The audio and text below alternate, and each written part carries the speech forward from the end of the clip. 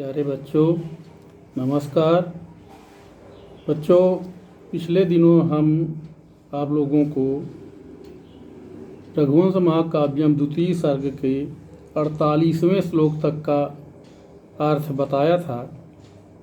बच्चों, इस वर्ष कक्षा 12 में 30% कोर्स कम कर दिया गया है, यानी रघुवंश महाकाव्यम द्वितीय सर्ग के 41वें श्लोक से लेकर के 64 श्लोक तक कक्षा 12 में इस साल पढ़ना है और इतने ही यानी 64 श्लोक संख्या तक का ही बोर्ड परीक्षा में पूछा जाएगा।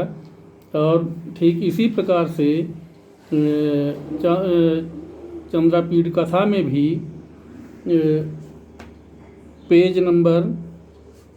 चंद्रापीठ कथा में भी पेज नंबर 55 तक, यानी राजीव प्रकाशन की जो पुस्तकें हैं आप लोगों के पास होंगी, उसमें पेज नंबर 55 तक का केवल इस साल पढ़ना है, आगे का कोर्स इस साल नहीं पढ़ना है। तो 2 किताबों में ही कोर्स कम किया गया है, बाकी सब उसी तरह है। यानी ये अभिज्ञान शाकुंतलम चतुर्थ अंक का पूरा ही पढ़ना है, यानी जितना कक्षा 12 में पढ़ना है उतना पढ़ना है, और व्याकरण में भी पूरा पढ़ना है। केवल 2 किताबों में ही कोर्स कम किया गया है, चंद्रापीठ कथा में और रघुवंश महाकाव्यम द्वितीय सर्ग में।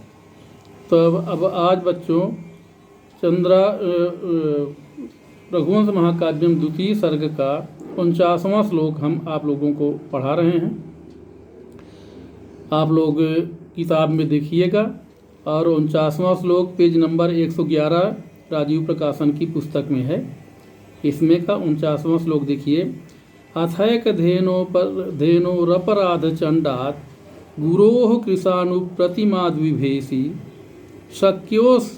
शक्योस्य मन्युर्भवता विनेतुम गाह कोटिसा स्पर्शयता घटोग्नि। बच्चों, इसमें सिंह जो है गाय के बदले अपना शरीर न देने के लिए राजा को समझाता है। तो इसका पहले तो शब्द विच्छेद देखिए, शब्दों को अलग अलग किया जाता है। पहले तो शब्दों में देखिए, अर्थ एक शब्द विभाग, अर्थ एक धेनु अपराध चंडात गुरोः कृशानु प्रतिमाद विभेसी शक्यः अस्य मन्युर्भवता विनेतुम गाह कोटिशः स्पर्शयता घटोग्नि। अब अन्वय देखिए बच्चों। अथ एक धेनोः अपराध चंडात कृशानु प्रतिमाद गुरोः विभेसी अस्य मन्युः घटोग्निः कोटिशः गाह स्पर्शयता भवता विनेतुम शक्य है। अथ माने इसके बाद, एक धेनोः अपराध चंडात, एकमात्र, एक धेनो माने एकमात्र, धेनो माने नंदिनी गाय के, अपराध चंडात माने अपराध से या मर जाने से, कृशानु प्रतिमात, कृशानु माने अग्नि के, प्रतिमात माने समान, अग्नि के समान, गुरोः विभेसी गुरु से डर रहे हो, अस्य मन्यु माने इस गुरु के, यानी अपने गुरु वशिष्ठ के मन्यु माने क्रोध को, घटोग्नि कोटिशः गाह स्पर्शयता, घटोग्नि माने घड़ों के समान स्तनों वाली, कोटिशः माने करोड़ों, गाह स्पर्शयता, गाह माने गायें, स्पर्शयता माने दे करके, भवता माने आप, विनेतुम शक्य, आप अपने गुरु को मना सकते हैं। एक बार फिर से देखिए। अथ माने इसके बाद, एक धेनोः अपराध चंडात, एकमात्र धेनु के अपराध चंडात माने नंदिनी गाय के मर जाने से, कृशानु प्रतिमात माने अग्नि के समान, कृशानु माने अग्नि के, प्रतिमात माने समान, गुरोः विभेसी गुरु से डर रहे हो, अस्य मन्यु माने इसके, यानी इस गुरु के, यानी अपने गुरु वशिष्ठ के क्रोध को, मन्यु माने क्रोध को, घटोग्नि कोटिशः गाह स्पर्शयता, घड़े के समान स्तनों वाली, कोटिशः माने करोड़ों, गाह स्पर्शयता माने गायें दे करके, भवता माने आप, विनेतुम शक्य है मना सकते हैं। एक बार फिर से देखिए, अथ एक धेनु अपराध चंडात, अथ माने इसके बाद, एकमात्र गाय के मर जाने से या अपराध हो जाने से, कृषाणु प्रतिमात गुरोह विभेसी, अग्नि के समान प्रतिमा वाले, अग्नि के समान तेजस्वी गुरु से विभेसी माने डरते हो, अर्श्य मन्यु हो, इनके क्रोध को यानी अपने गुरु के क्रोध को, मन्यु घटोघनी कोटिशः गाह, इनके क्रोध को घटोघनी माने घड़े के समान स्तनों वाली, कोटिशः गाह स्पर्शयता करोड़ों गायें दे करके, भवता माने आप, विनेतुम शक्य है आप उन्हें मना सकते हैं। इस प्रकार से इस श्लोक में सिंह जो है राजा दिलीप को समझा रहा है और कह रहा है कि आप अपने प्राणों को मत त्यागिए, और आप चाहें तो करोड़ों गायें जो कि बहुत ज़्यादा दुधारू हों, घड़े के समान स्तनों वाली करोड़ों गायें आप दे करके अपने अग्नि के समान प्रतिमा वाले तेजस्वी गुरु वशिष्ठ को आप मना सकते हैं। अब अगला श्लोक देखिए, श्लोक नंबर 50। तद्रक्ष कल्याण परंपराणाम भोक्तारम ऊर्ज्वस्वल मात्मदेहम महीतल स्पर्शन मात्र भिन्नम रिद्धम ही राज्यम पदमेंद्र माहुः। तत् इसका शब्द विभाग देखिए, तत् कल्याण परंपराणाम भोक्तारम ऊर्जस्वलम आत्मदेहम रक्ष ही रिद्धम राज्यम महीतल स्पर्शन मात्र भिन्नम ऐन्द्रम पदम आहुः। ये अन्वय है और इसका शब्द विभाग देखिए, तद रक्ष कल्याण परंपराणाम भोक्तारम ऊर्जस्वलम आत्मदेहम महीतल स्पर्शन मात्र भिन्नम रिद्धम ही राज्यम पदम ऐन्द्रम आहुः।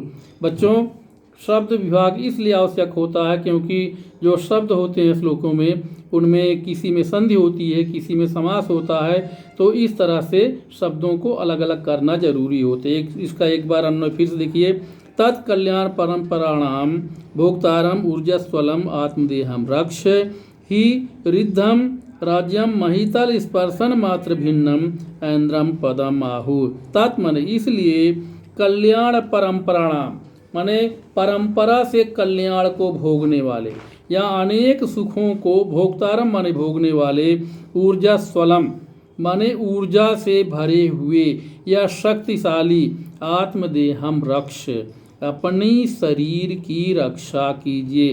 तत् माने इसलिए, कल्याण परंपराणाम माने अनेक सुखों को भोगने वाले, भोक्तारम माने भोगने वाले, ऊर्जा स्वलम माने शक्तिशाली या ऊर्जा से भरे हुए, आत्मदेहम रक्ष अपनी शरीर की रक्षा कीजिए ही माने क्योंकि रिद्धम राज्यम यानी समृद्ध राज्य जो है, महीतल स्पर्शन मात्र भिन्नम पृथ्वी तल का स्पर्श करने मात्र से भिन्न है, अन्यथा ऐन्द्रम पदम आहुः इसे इंद्र का पद कहा गया। यानी ये केवल इसमें इंद्र के पद में और इसमें केवल इतना अंतर है कि ये पृथ्वी पर है, महीतल स्पर्शन मात्र भिन्नम यानी पृथ्वी तल पर को स्पर्श करता है, यानी पृथ्वी तल पर है, और जो इंद्र का पद है, इंद्र जो हैं आकाश में रहते हैं, स्वर्ग में रहते हैं, केवल इतना अंतर है, अन्यथा इंद्र के पद के समान है। एक बार फिर से देखिए, तत्कल्याण परंपराणाम, तत् माने इसलिए, कल्याण परंपराणाम